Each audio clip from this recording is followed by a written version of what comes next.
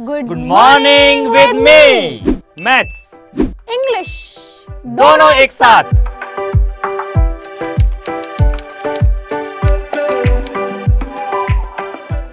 Hello everyone. So today's rule is concerned with personal pronouns. Personal pronouns.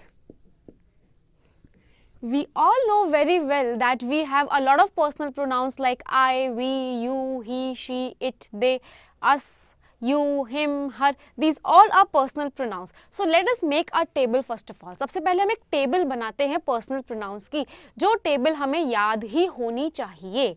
What table am I making? Personal pronouns को मैंने 3 categories में divide किया. First person, second person and third person.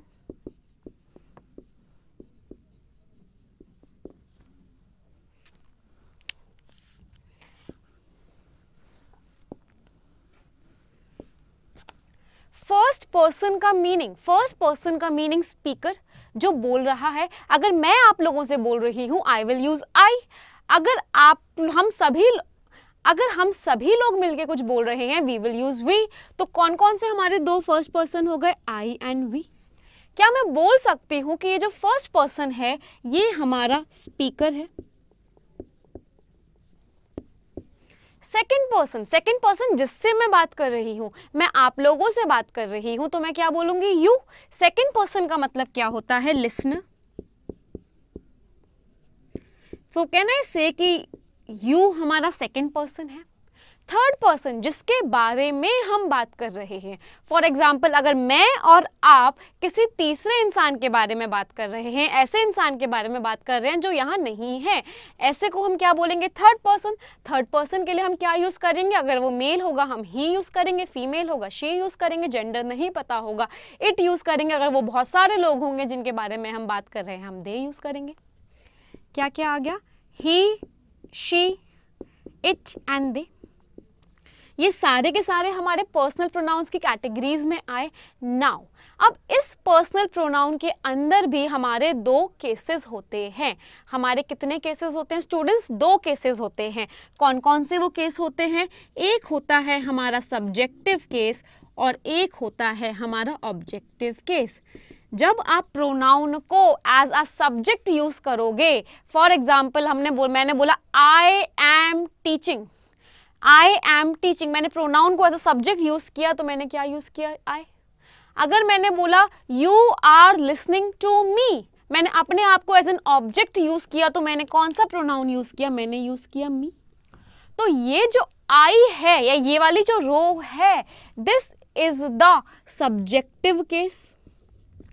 ये रो हमारी subjective case की है. और जो मैं अगली रो बनाने वाली हूँ ये हमारी कौन सी केस की रो हो जाएगी? ये हमारी ऑब्जेक्टिव केस की रो हो जाएगी. आई का क्या बन गया? मी. वी का क्या बन जाएगा? अस. यू का क्या रहेगा? यू. ही का क्या बन जाएगा? हिम. शी का क्या बन जाएगा? हर. इट का क्या रहेगा? इट. और दे का क्या बन जाएगा? देम.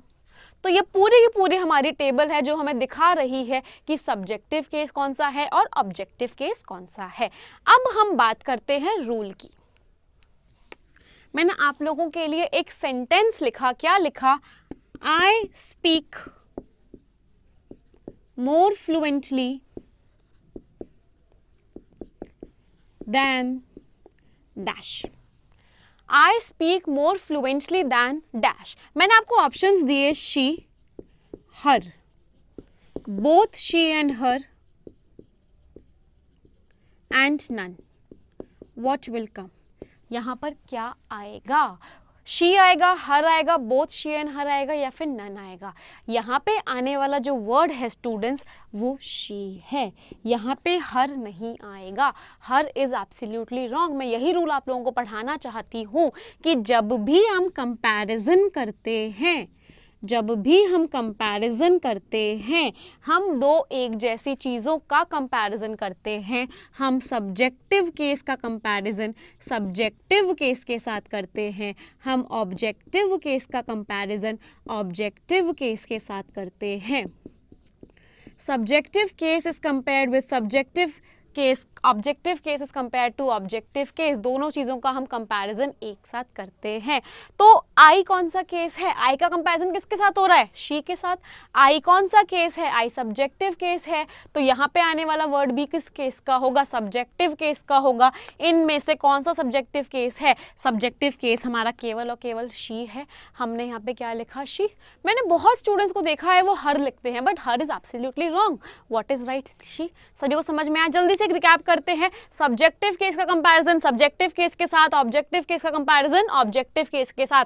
कंपैरिजन सिमिलर चीजों का होता है। चलिए दोस्तों, जानते हैं आपके सामने लिखे हुए नंबर्स का स्क्वायर हम बहुत अच्छे मेथड से कैसे फाइंड करेंगे।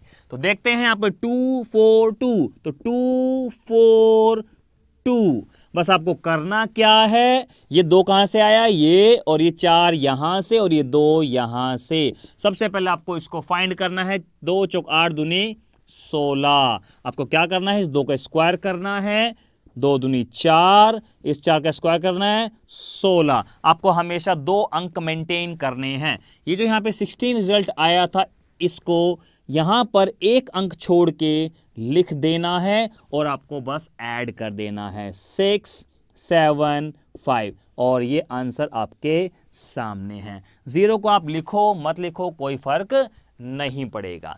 चलिए बात करते हैं 56 की। तो फिर वही करते हैं, 5 × 6 × 2, दैट इज 5 अंक 30 दूनी 60, और 5 का स्क्वायर 25, 6 का स्क्वायर 36, और इस 60 को 1 छोड़ के इधर लिख देते हैं और ऐड कर देते हैं। 6 5 11, और ये आंसर आपके सामने है। बहुत अच्छा जबरदस्त मेथड है। चलिए इसको भी देखते हैं। 8 × 2 × 2, 8 दूनी 16 दूनी 32। अब आपको करना क्या है, इसका स्क्वायर करना है। 8 8 64, 2 दूनी 4, और इस 32 को 1 अंक छोड़ के यहां पर लिख देना है और ऐड कर देना है। 4 2 7 6, ये हो गया आंसर। चाहे तो आप कैलकुलेटर से चेक करना चाहो तो आप कर सकते हैं। चलिए अब काम तमाम करते हैं 74 के स्क्वायर का।